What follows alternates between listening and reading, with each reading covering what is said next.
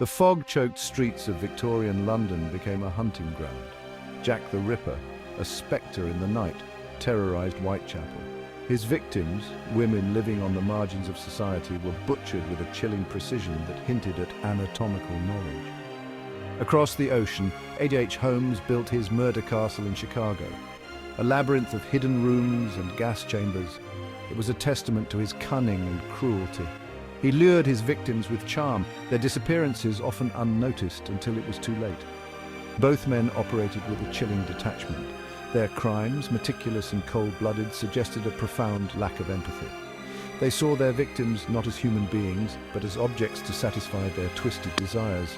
The Ripper's brutality, Holmes's calculated cruelty, these were not isolated acts of passion, but reflections of deeply disturbed minds. Their legacies continue to haunt us, reminders of the darkness that can fester in the human soul.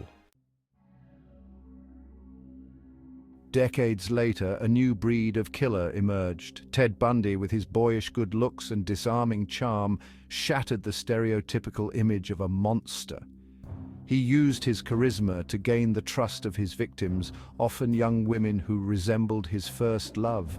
Bundy's true nature, however, was far from charming. He was a master manipulator, feigning injury or impersonating authority figures to disarm his victims. He reveled in the control he exerted over them, often prolonging their suffering for his own gratification. His crimes sent shockwaves through America. How could someone so seemingly normal commit such unspeakable acts?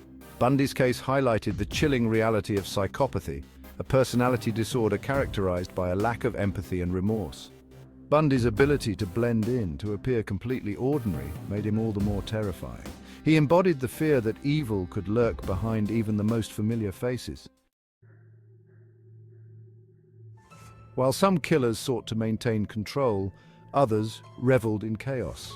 The Zodiac Killer, who terrorized Northern California in the late 1960s and early 1970s, remains unidentified to this day. He taunted police with cryptic messages and ciphers, seeming to relish the fear and uncertainty he created.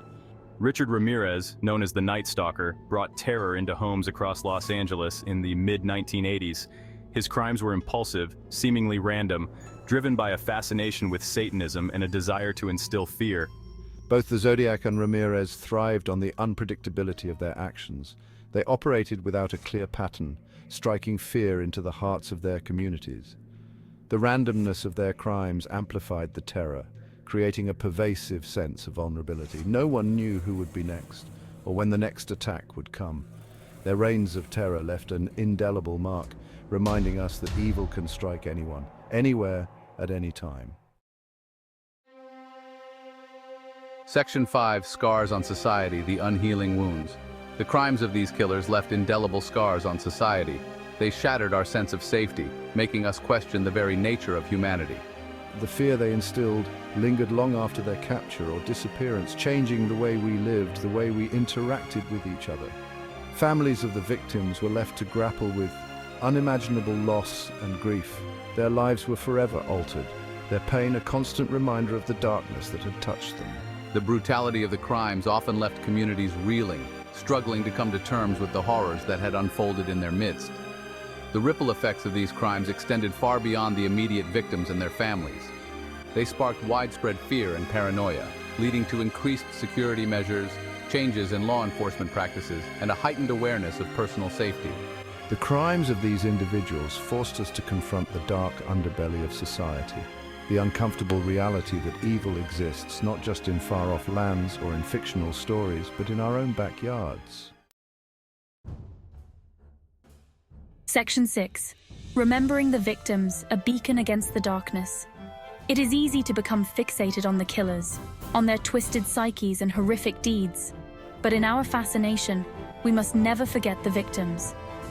They were sons and daughters, mothers and fathers, friends and neighbors. They had hopes, dreams, and lives that were brutally cut short.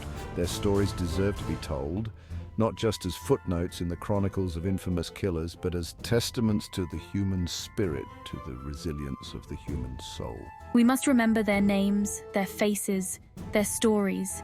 We must honor their memories by fighting for justice, by advocating for policies that protect the innocent, and by creating a world where such tragedies are less likely to occur. Section 7, the enduring enigma, why we must never forget. The question of why these individuals committed such heinous acts continues to haunt us. Was it nature or nurture, mental illness or inherent evil? The answers remain elusive, shrouded in the complexities of the human psyche. But the pursuit of understanding, however difficult or painful, is essential.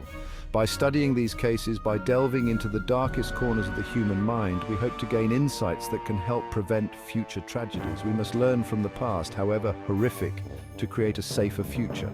The study of criminal psychology, forensic science, and victimology has advanced significantly in recent decades, partly in response to these high-profile cases. We're better equipped now to understand the motivations of killers, to profile potential threats, and to support the victims of violence. Section 8, a call for vigilance, hope in the face of evil. The world can be a dark and dangerous place. Evil exists, and it can manifest in unexpected ways, but we must not allow fear to consume us. We must not become so fixated on the darkness that we forget the light. For every act of cruelty, there are countless acts of kindness, compassion, and courage. Support these efforts not just with words, but with action. Be vigilant, not just for our own safety, but for others. The fight against evil is a collective one. Let us honor the victims by working together to build a brighter future.